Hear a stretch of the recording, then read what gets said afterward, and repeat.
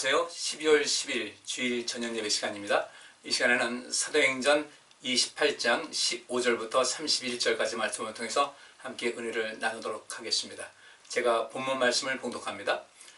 거기 형제들이 우리 소식을 듣고 아비오 저자와 삼관까지 맞으러 오니 바울이 저희를 보고 하나님께 살해하고 담대한 마음을 얻으니라. 우리가 로마에 들어가니 바울은 자기를 지키는 한 군사와 함께 따로 있게 허락하더라.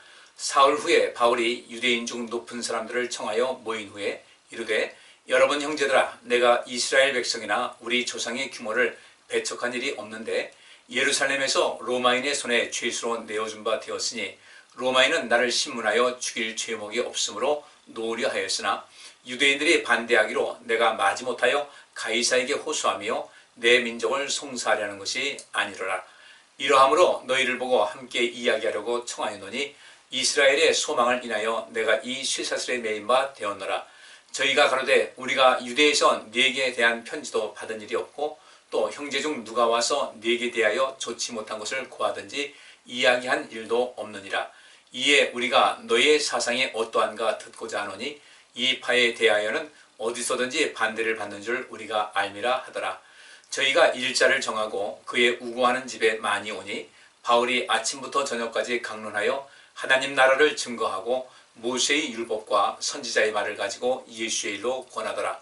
그 말을 믿는 사람도 있고 믿지 아니하는 사람도 있어 서로 맞지 아니하여 흩어질 때에 바울이 한 말로 일러 가로되 성령이 선지자 이사야로 너희 조상들에게 말씀하신 것이 옳도다. 일러스되 이 백성에게 가서 말하기를 너희가 듣기는 들어도 도무지 깨닫지 못하며 보기는 보아도 도무지 알지 못하는도다. 이 백성들의 마음이 완악하여져서 그 귀로는 둔하게 듣고 그 눈을 감았으니 이는 눈으로 보고 귀로 듣고 마음으로 깨달아 돌아와 나의 고침을 받을까 함이라 하였으니 그런즉 하나님의 이 구원을 이방인에게로 보내신 줄 알라. 저희는 또한 들으리라 하더라. 바울이 온 이태를 자기 셋집에 유하며 자기에게 오는 사람을 다 영접하고 담대히 하나님 나라를 전파하여 주 예수 그리스도께 관한 것을 가르치되 그 많은 사람이 없었더라. 아멘. 오늘 이 본문 말씀을 보면 사도행전 제일 마지막 부분입니다. 그래서 사도행전 강의는 이제 오늘로 마감하게 됩니다. 이제 바울이 로마에 도착을 했어요. 도착을 해서 있었던 일, 여전히 바울은 그 로마에 도착해서도 이모저모로 유대인을 향해서 또 많은 그리스도인을 향해서 주의 복음을 전파하고 또 하나님 나라를 확장시키고 하나님 나라를 세우기 위한 그런 목적으로 정말 많은 일을 감당했습니다. 오늘 그에 대한 말씀 살펴보도록 하겠습니다. 먼저 이 15절부터 17절까지 말씀 보겠어요.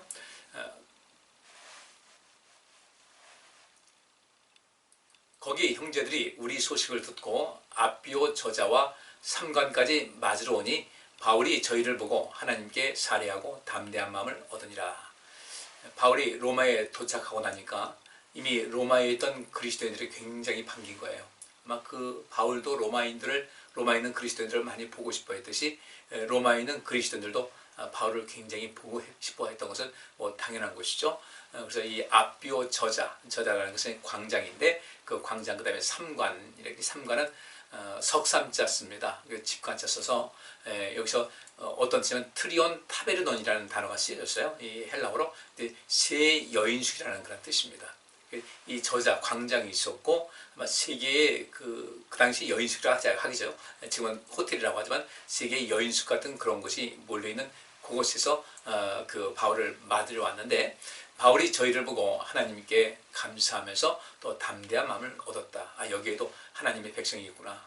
나는 결코 외롭지 않다. 물론 하나님께서 함께 하시니까 담대함을 얻을 수 있지만 역시 눈에 보이는 어떤 사람, 그렇게 함께 그 주의 뜻을 알고 하나님의 일을 위해서 감당할 수 있는 사람이 있다는 것이 얼마나 감사한 일이겠어요. 그래서 하나님 감사합니다. 이곳에 이런 많은 사람들, 이곳에 하나님의 귀한 백성들을 주심을 감사합니다. 거기서 또한 담대함을 얻게 된 겁니다.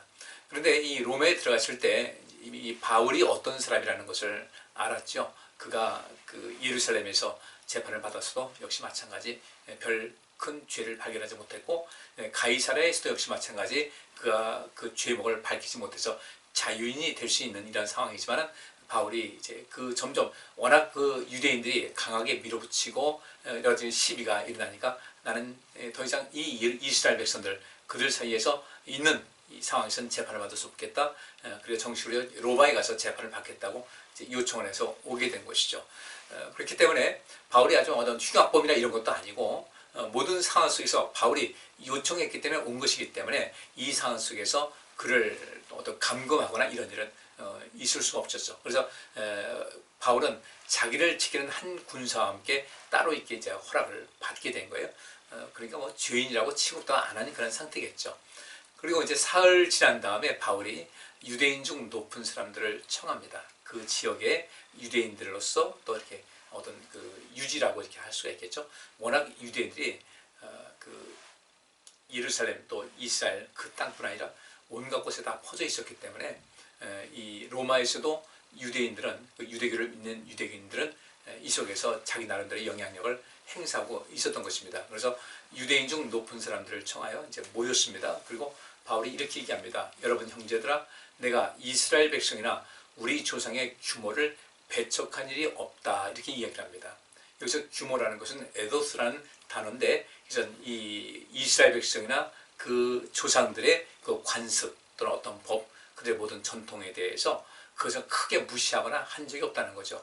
바울은 오직 예수 그리스도께서 하나님의 아들이시고 또 예수님께서는 그리스도시다라는 것을, 주는 그리스도시요 살아계신 하나님의 아들이라는 이 두 가지 사실에 몰입을 해서 그 부활을 증거하고 또 하나님 나라를 이렇게 확장하고 하나님 나라를 구하는 데 힘을 다했던 것이기 때문에 나는 이스라엘 백성이나 또 우리 조상의 규모, 관습이나 법을 배척한 일이 없다. 이제 배척한다는 것은 에난티오스라는 그 단어가 있어요. 이 에난티오스라는 것은 맞은편에 또는 반대하는 어떤 적대시하는 그런 것이 아니라는 거죠. 절대로 이것을 배척하거나 그것을 적대시한 적이 없는데 예루살렘에서 로마인의 손에 죄수로 내어준 바 됐다. 바울이 3차 전도 여행을 마치고 이제 예루살렘에 왔을 때 결국 그 많은 유대인들이 바울을 고소를 하는 거죠. 그래서 로마인의 손에 죄수로 내어준 바 되었어요. 근데 원래 처음부터 그렇게 고소한 것은 아니었죠. 유대인들은 자기 나름대로 재판을 해가지고 그들 방식대로 어떤 처형을 하려고 했는데 이 굉장히 큰 소동이 나니까 여기서 로마 군인이 이제 개입하게 된 그런 과정이지, 뭐 처음부터 그 예루살렘에 있던 유대인들이 정식으로 재판을 청구하고 그런 것은 아니었거든요. 그래서 바울이 이제 그 유대인들에서 그렇게 뭐 죄인으로 이렇게 취급받고 하니까 이 속에서 천부장이 그를 또 매를 치려고 했죠. 어쨌든 많은 유대인들, 그곳을 그 통치하고 있는 이런 상황 속에서 치안을 담당하는 사람으로서는 바울은 어떤 골치 아픈 존재로 인식될 수밖에 없었는데, 근데 바울의 이야기를 들어보니까 이 사람이 로마 시민권을 가진 사람이다. 이 모든 것을 볼 때 결국은 이 천부장이 이 바울이 어떤 테러를 당할까봐 굉장히 아주 수고를 많이 하고 그를 보호하는데 힘을 썼던 것을 우리가 볼 수가 있습니다.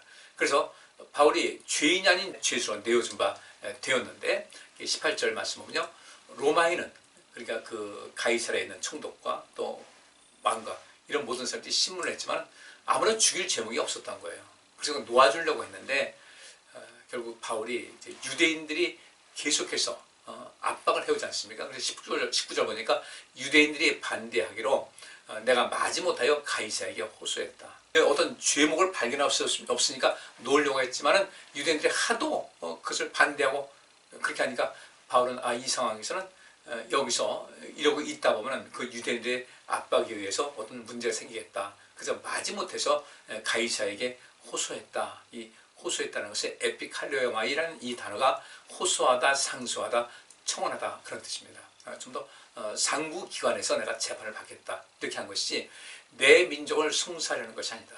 내 민족을 고소하고 하는 것이 아니다.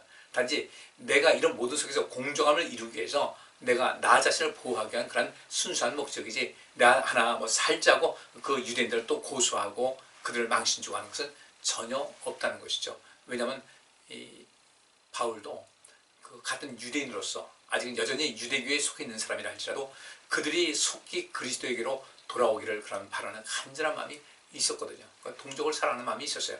민족주의자는 아니었어요. 하나님께서는 이 세상을 구원하시기 위해서 이스라엘 백성들을 그 첫 열매로 복음 전파의 첫 열매로 세우셨고 또 그 백성들이 그 이스라엘 백성들이 여기까지 왔는데 그 기회를 놓치는 것이 너무 안타까웠던 거죠. 역사적으로 볼 때 하나님의 뜻을 이루지 못했으니까. 그래서 어쨌든 이 같은 이스라엘 백성들 하나님께로부터 소중히 여김받고 또 하나님의 은혜 가운데서 첫 열매가 됐는데 계속해서 우리를 통해서 하나님 나라를 구하고 또 우리 하나님의 뜻을 이루는데 앞장서야 될 텐데 그것이 안 되니까 우리 이미 율법을 받았고 그 속에서 그 누구보다도 그런 모든 것에 선 지식이 있고 앞장섰던 이 민족이 어떤 잘못된 교리로 인해서 하나님의 뜻을 저버리는 일이 없도록 해야 되겠다. 그래서 바울은 이 유대인들 같은 이스라엘 민족들 민족주의가 아닌 하나님 나라를 위해서 그들이 주님께로 돌아오기를 간절히 바랬던 그런 사람이죠. 그런데 자기 하나 뭐 편하자고 해서 그들을 고소하고 그들에게 피해를 주고자 그런 마음은 아니었죠. 바로 여러 가지 상황이 그들이 잘못된 것을 가지고 이야기를 하니까 이 속에서 공정한 재판을 받는다. 곧 나는 이런 데서 이렇게 어떤 정죄받을 이유가 없다는 면에서 공정한 재판을 위해서 이제 로마까지 가기로 원했다는 것을 이야기를 하고 있습니다. 그래서 20절에 바로 이런 것 때문에 나는 우리 같은 민족인데 그 민족에 대해서 난 절대로 적대감을 가진 적이 없습니다. 나는 내 민족을 사랑한다는 거죠. 우리가 하나님께로부터 부르심받아서 귀한 사명이 있는데 이 사명을 감당하기 위한 그런 것이고 또 하나님께서 그 목적으로서 예수님을 보내셨는데 그분이 하나님의 아들이시고 그리스도라는 사실, 그것이 죽었다가 살아나심을 통해 우리가 부활해서 첫 열매가 되었다는 것, 바로 이 생명에 가는 것을 증거하는 것 때문에 여기까지 온 것이라는 것이죠. 어떤 다른 이유는 없다는 것이죠. 내가 율법을 무시한 것도 아니고 나는 오로지 하나님의 뜻을 이루려는 것이다. 그러면서 이런 그 오해가 없도록, 비록 내가 죄수의 신분을 여기 왔지만 나는 이전에 이렇게 죄인의 어떤 그 모든 누명을 다 벗었다는 거죠. 그러니까 여기서 내가 여기 왔으니 또 사람들이 이 유대인 중에 상당히 유지급 되는 사람들을 초청한 것을 보면 바울이 이곳에 왔다는 것 때문에 유대 사회가 술렁거렸다는 것은 분명합니다. 왜냐하면 그 소문 안 났겠습니까? 가는 곳마다 바울을 배척을 하고 그를 죽이려고 하는 이런 일이 많이 있었기 때문에 이 로마에 있는 그 유대인들에게도 이런 그 대화의 물꼬를 트는 것은 상당히 중요한 것이겠죠. 그래서 20절에 이러함으로 너희를 보고 함께 이야기하려고 청하였다. 그들 청했어요. 그리고 내가 이야기하고 싶은 것은, 내가 전하고 싶은 것은 이스라엘의 소망을 인하여 내가 이 세상에 메인 바 되었다는 것을 증거하는 거다. 근데 여기서 이스라엘의 소망을 인하여 할 때 이 이스라엘의 소망이 무엇입니까? 이스라엘의 소망인 메시아에 대한 이야기, 곧 예수 그리스도에 대한 이야기, 그분께서 이 땅에 오신 목적, 그분께서 하나님의 아들이라는 것, 그분께서 이 모든 세상의 구원을 이루셨다는 것을 전파하고 그들을 구원의 자리로 초청하게 한 그런 것 때문에 이제 이들을 초청한 것이죠. 이런 것 때문에 내가 이것 때문에 쇠사슬에 매임받는 것이지 나는 율법을 어기거나 율법을 무시하거나 한 것은 전혀 없다는 것이죠. 그랬더니 그 유지들이 이렇게 얘기합니다. 21절 저희가 가로되 우리가 유대에서 네게 대한 편지도 받은 일이 없고 또 형제 중 누가 와서 네게 대하여 좋지 못한 것을 구하든지 이야기한 일도 없느니라 라고 이렇게 이야기를 합니다. 바울이 이제 이런 이야기를 하니까 거기 있던 유대인들, 그 유지들이 말하기를 유대에서 너에 대한 편지를 받은 일도 없다. 어떤 소문은 듣긴 들었겠죠. 또 누군가 형제 중 와서 누가 내게 대해서 좋지 못한 것을 구하든지 이야기한 일도 없다. 우리는 그냥 바울 당시에 대해서 거의 백지 상태다라고 이야기를 합니다만은 사실 그것은 그대로 받아들일 수 없는 그런 상황이 되는 것이죠. 그래서 여기 24절 보니까 그 말을 믿는 사람도 있고 믿지 아니하는 사람도 있었다. 그 말은 무엇이겠습니까? 바울이 예수님, 곧 그분은 하나님의 아들로서 이 세상에 오셨고 이 세상을 구원하시기 위해서 그분이 바로 메시아라는 이야기를 쭉 했어요. 그분께서 죽으셨으나 3일 만에 부활하셨다. 우리는 부활하신 예수를 믿어야 된다. 이것이 하나님을 제대로 믿는 참 도리고 원리라는 것을 이야기했는데, 그렇게 복음을 증거할 때 그 말을 믿는 사람도 있었지만 믿지 않는 사람도 있었다. 근데 그 뒤에 있는 말씀을 쭉 살펴보게 되면 믿는 사람은 그렇게 많지 않았고 믿지 않는 사람이 훨씬 많았다는 것을 알 수가 있어요. 왜냐하면 그 바울이 뒤에 이제 그 이사야 선지자의 말을 인용해서 하는 걸 보면 바울의 말을 받아들인 사람보다는 받아들이지 않고 오히려 적대시하는 사람들이 훨씬 더 많았겠다라는 그런 생각을 갖게 됩니다.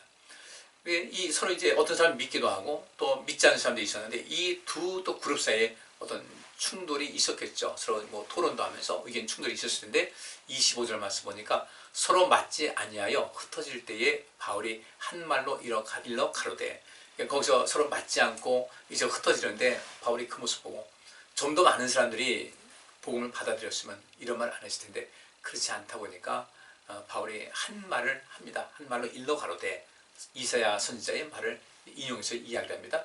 성령이 선지자 이사야로 너희 조상들에게 말씀하신 것이 옳다. 역시 그 말은 헛되지 않다. 그 말씀이 옳다. 그 얘기가 인용한 것이 무엇이겠습니까? 26절에 일러스되 이 백성에게 가서 말하기를 너희가 듣기는 들어도 도무지 깨닫지 못하며 보기는 보아도 도무지 알지 못하는도다. 이사야 선지자가 전파한 그 내용입니다. 이건 바울이 한 얘기가 아니라 이것은 이사야 선지자의 말을 바울이 이제 인용을 한 거예요. 너희가 듣기는 들어도 도무지 깨닫지 못한다는 거죠. 듣기, 말하기, 듣기, 명사입니다. 근데 이 듣기예요. 이스라엘 백성들, 그 이사야 선지자 때도 그렇고 들었어요. 듣기는 들었어요. 듣기는 했어요. 근데 깨닫지 못해요.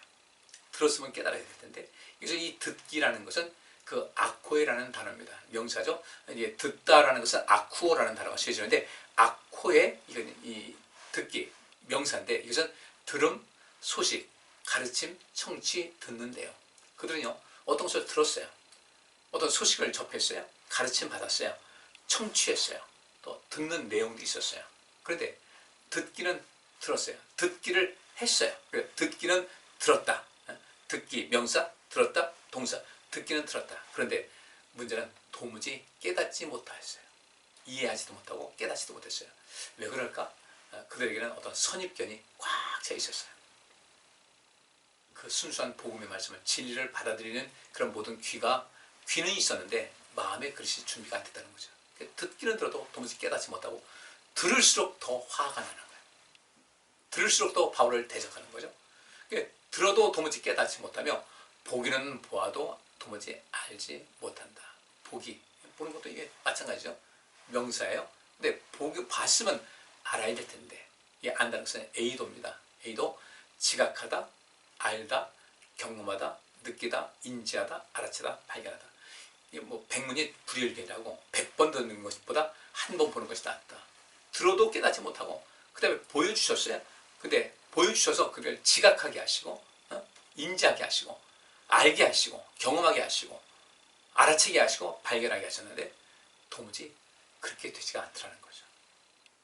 그러니까 만약에 여기 이 자리에서 바울이 유대에 있는 그런 많은 이스라엘 백성들, 유대인들이죠. 유대교를 믿는 그 사람들 같이 대화를 하는데 바울의 말을 수긍하는 사람들이 많지 않았다. 그 복음을 받아들이는 사람보다 그렇지 않은 사람들이 훨씬 더 많았다. 그러니까 이 모습 보고 바울은 탄식하듯이 이사야 선지자의 이 말을 인용해서 하는 겁니다. 계속해서 듣게 했어요. 예수님께서 그 말씀하지 않습니까? 그 어떤 것을 맡기고 떠났는데 수확할 때가 돼가지고 사람 보냈더니 그 맡은 사람들이 그걸 마땅히 그 본래 주인한테 일정 부분을 줘야 될 텐데 때려가지고 쫓아보냈어요. 나중에 죽이기까지 했어요. 아들을 보냈으면 되겠지. 아들까지 죽여버렸어요. 예수님을 땅에 보내신 건 마찬가지죠. 선지자의 말을 듣지 않았어요. 예수님 말씀도 잘 듣지 않습니다. 왜 그럴까? 무엇 때문에 그들의 마음이 닫혀 있을까? 이게 굉장히 중요한 거예요. 우리 역시 마찬가지죠. 우리는 끊임없이 새로운 것을 접하셔야 돼요. 그리고 우리의 생각이 나는 옳다라고 하기보다는 내 생각에도 어떤 하자가 있을 수도 있다는 그런 마음을 가져야 될 텐데 이것을 갖지 못하게 되면 문제가 되는 거예요. 들음을 통해서 우리가 새로워져야 됩니다. 보는 것을 통해서 새로워져야 돼요. 근데 어떤 이유에 있어든지 듣기는 들어도 그것을 거부를 하죠. 더 오히려 마음이 강팍해지는 경우가 있습니다. 누가 그랬습니까? 바로왕이 그랬어요. 한 번, 두 번 재앙이 임하니까 이렇게 맞서다가 큰일 나겠다 하면서도 막상 그 일이 딱 끝나게 되면 또 잊어버리는 거예요. 또 그 분한 마음에 또 대적을 합니다. 마지막에 장자가 다 죽었어요. 어쩔 수 없이 보냈습니다. 보내고 나서도 학습 효과가 없었어요. 분한 겁니다. 그래서 그들을 죽이자고 쫓아갔습니다. 하나님께서 그들을 보호하려고 이렇게 작정하시고 일을 하셨는데 그 하나님 이길 수가 있겠습니까? 못 이기잖아요. 그럼에도 불구하고 쫓아갔다가 엄청난 군세력을 잃었어요. 그 이후로 애국은 굉장히 큰 힘을 잃었을 겁니다. 굉장히 많은 그 병력을 잃다 보니까 그런 일이 있는데 우리는 그러지 말자는 거죠. 내 어떤 편견 때문에, 내 어떤 감정적인 요소 때문에, 어떤 쓸데없는 자존심 때문에 그래가지고 그 진리에 접하지 못하고 진리를 거부하고 내가 그냥 막 나가면 안 된다는 거예요. 그러면 우리 인생은 실패합니다. 돌이킬 때는 돌이키는 것이, 이게 정말 멋있는 사람이에요. 흔히 말하는 대로 쿨한 사람입니다.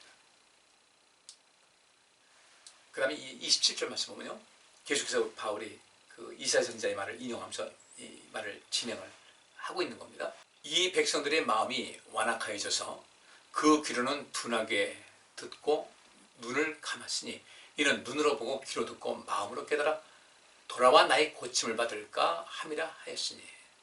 이 말씀 보면요, 계속해서 이들이 돌이키기를 간절히 바랬어요. 오늘 바울이 이 본문 마지막에 보면은 그래서 이방인들에게 이 복음을 전파하기 시작했다는 그런 이야기가 되는 거죠. 우리는 정말 속히 돌아와야 돼요. 안 돌아오면 문제가 생겨요. 우리가 하나님과 겨루어 싸울 수가 없는 겁니다. 물론 야곱은 야복강까지 이겼죠. 그런 그 모든 뜻이 하나님 마음을 움직였기 때문에. 근데 우리가 나쁜 마음을 가지고 하나님 대적하려고 하면 안 돼요. 여기 있는 대로 이 백성들의 마음이 완악해졌어요. 지금 그 모여있던 그 유대인들 복음 받아들이지 않고 오히려 콧방귀 끼고 또 이 강하게 저항하는 그 사람들을 이제 비유로 말씀하고 있는 겁니다. 이 백성들의 마음이 완악해졌다. 이 완악해졌다는 그 단어가 파퀴노라는 단어가 쓰여지거든요. 이 파퀴노라는 단어가 무슨 뜻이냐면 두껍게 하다, 무감각하게 하다, 무감각하게 되다, 둔해지다는 거죠. 마음이 완악해진다는 것은 둔해지는 거예요. 감각이 둔해져요. 우리 몸에 많은 센서가 있습니다. 기계적인 센서는 아니에요. 근데 뭔가 감지하는 어떤 능력을 주셨는데 그 센서가 고장나면 문제가 되는 거예요. 근데 우리 마음이 완악해진다? 정말 심각해지는 거죠. 두려움을 몰라요. 심각한 거예요. 여러분들 그 한센시병, 흔히 말하는 문득병인데 이 병은 이 말초신경으로부터 시작해가지고 그때 이 신경 조직을 파괴시킵니다. 혈관도 뭐 망가뜨리고, 그러면서 이 신경 조직이 파괴되다 보니까 고통을 느끼지 못하는 거예요. 이 사람들은 신발을 꽉 신었는데 너무 꽉 끼었어요. 피가 안 통해. 보통 사람 같으면 신발이 꽉 끼면 불편해서라도 얼른 벗어버리는데 이 사람들은 그것을 몰라요. 이 손에 어떤 신경이 마비가 돼가지고 뜨거운 것을 만져도 뜨거운 줄 몰라요. 그러니까 뜨거운 걸 뭐 느끼지 못한다, 그걸로 끝나는 게 아니죠. 화상 입으니까 감염되지 않습니까? 파괴되지 않습니까? 당뇨 환자들이 신발 같은 거 좀 조심해서 신으라고. 이 신체의 말초 부분이 손상이 되면 가장 이 혈액 순환이 좀 제일 약하지 않습니까? 당뇨 환자들은 이제 그 혈액 자체가 끈적거리다 보니까, 점도가 높다 보니까 순환이 잘 안 되고, 그러다 보니까 특별히 이 발끝에는 굉장히 조심스러운데, 그래서 상처 나면 안 된다, 치료가 어렵다, 이렇게 이야기를 하거든요. 감각도 문제가 되고, 마찬가지로 우리 마음의 감각이 둔해지게 되면 굉장히 문제가 돼요. 마음이 완악해져요. 또 뒤에 보니까 그 귀로는 둔하게 됐고, 또 눈을 감아버렸어요. 그러니까 눈으로 보고 귀로 듣고 마음으로 깨달아 돌아와 나의 고침을 받을까 한다. 주님께서는 이제 더 이상 이들에게는 방법이 없다고 한 것이죠. 이렇게 애썼는데도 이들은 틀렸구나. 마음은 완악해집니다. 원래는 마음으로 깨달아야 되고, 눈으로 보고 귀로 들어서 마음으로 깨달아야 되는데 깨닫는 기능이 마비가 됐어요. 또 그 귀도 둔하게 됐어요. 둔하게 된다? 마레오스라는 단어가 무겁게 어렵게 막히었어요. 그냥 제대로 이해를 하지 못하는 거예요. 듣기 싫다고 그러는 거예요. 또 눈도 감아버렸으니까 눈 감았으니까 뭐 알 수가 없지 않습니까? 그래서 눈으로 보고 귀로 듣고 마음으로 깨달아서 뭔가 변화가 돼야 되는데 이들은 눈도 감아버리고 귀도 무거워가지고 잘 듣지도 못하고 마음으로 깨닫는 거 완악해져서 무감각하게 아무것도 알지 못하는 거예요. 그러니까 결국은 저렇게 악한 마음을 가지고 하나님을 대적하는데 더 이상 저들에게는 구원의 길은 없다라고 하신 겁니다. 그래서 돌아와서 나의 고침을 받을까 함이라. 난 더 이상 이들을 내가 고치지 않겠다. 내버려 두겠다. 그들을 그냥 동물적인 감각대로 살아가게끔 내버려 두겠다고 하신 거예요. 물론 그들은 동물적인 감각으로 살아가니까 완악하고 눈도 가려있고 감고 있고 귀가 둔한데 동물적 감각으로만 인생 살아가지 그들이 뭐 깨닫겠습니까? 이 세상에 그런 사람들이 넘쳐나요. 우리는 그러지 말아야 돼요. 동물적인 감각으로만 살면 안 됩니다. 우리는 반드시 하나님 말씀을 잘 듣고 하나님의 어떤 역사를 보고 마음으로 깨달아서 고침을 받아야 돼요. 이 고침 받는다는 것은 이아이마이 이것은 치료하다. 근데 이 치료인데 특별히 심리적인 병을 고친다는 뜻이 있어요. 그리고 악이나 무지 또는 어떤 것에 결핍해서 노임받다. 무지에서 결핍받아야 되거든요. 이게 내가 참 모르는 것이 많구나. 배워야 되거든요. 이것은 악이다. 버려야 되거든요. 이런 것에서 빨리 노임받아서 어떤 심리적인 병을 고쳐야 되는데 이것이 방법이 없다는 거죠. 바울이 여기서도 그 탄식을 하는 겁니다. 열심히 복음 증거했는데 돌이킬 기미가 보이지 않아요. 그래서 바울이 이사야 선지자가 한탄했듯이 바울도 한탄하는 마음으로 이 말씀을 증거하게 된 겁니다. 아마 돌아서는 그들은 또 쓸데없는 소리 한다고 또 그들 나름대로 분노에서 가겠죠. 자, 이제 마지막 보면요. 28절 말씀입니다. 그런즉 하나님의 이 구원을 이방인에게로 보내신 줄 알라. 저희는 또한 들으리라 하더라.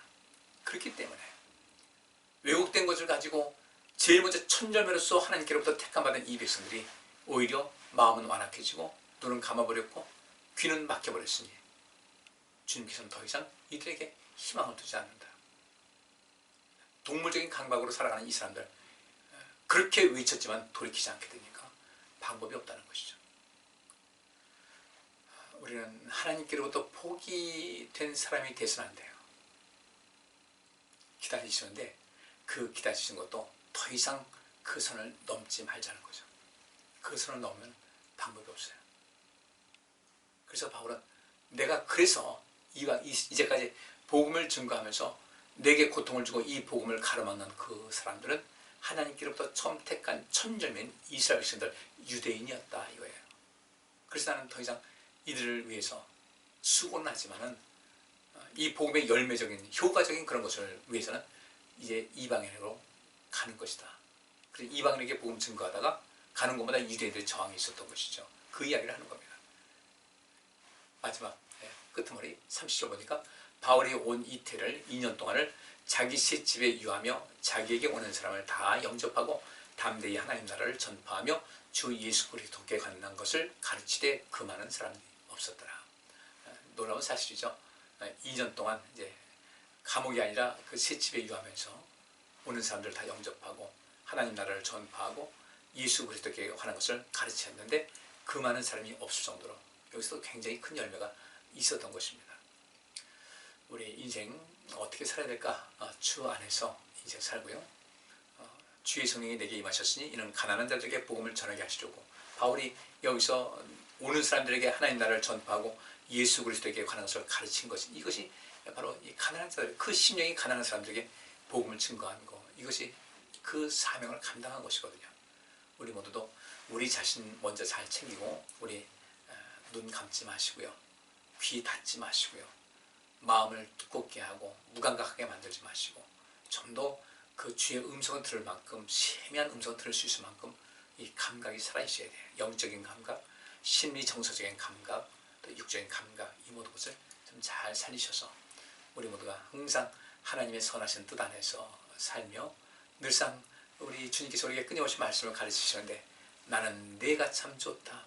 내가 어떤 것을 이야기하면 너는 순종하고 알고 이해하고 또 내 뜻대로 살고자 애를 쓰고 많은 사람에게 이 선한 영향력을 행사하고 있으니 나는 너로 인해서 행복하다, 기쁘다, 이런 말씀을 듣는 우리 모두가 될 수 있기를 간절히 바랍니다. 기도합니다. 하나님의 선한 뜻을 알았던 바울은 이 세상의 어떤 유익보다는 하나님의 뜻을 이루는 일에 힘을 다했고, 그렇게 열심히 내는 바울을 하나님께서 능력으로 충만케 하셨고 지혜를 주셨고 그의 마음의 손을 이루어 주셨고 많은 사람들에게 생명의 길을 듣게끔 또 알게끔 깨닫게끔 한 놀라운 역사를 해서 오늘날 이 시대까지 하나님께서 원하시는 그 천열매로서의 사명을 잘 감당했습니다. 저희들도 우리 그렇게 인생 살아서 우리 자신이 모든 것이 온전하게 무장을 하고 끊임없이 내 온전한 치유를 받고 또 그렇게 치유의 그 산 경험을 가지고 많은 사람들의 삶을 새롭게 할 수 있고 하나님 나라를 전파하는 저희들 될 수 있도록 복내려 주옵소서. 이 한 주간도 주의 은혜 가운데서 행복한 한 주를 지내게 하여 주옵소서. 예수 그리스도 이름으로 기도하옵나이다. 아멘. 오늘 여기까지 하겠습니다. 감사합니다.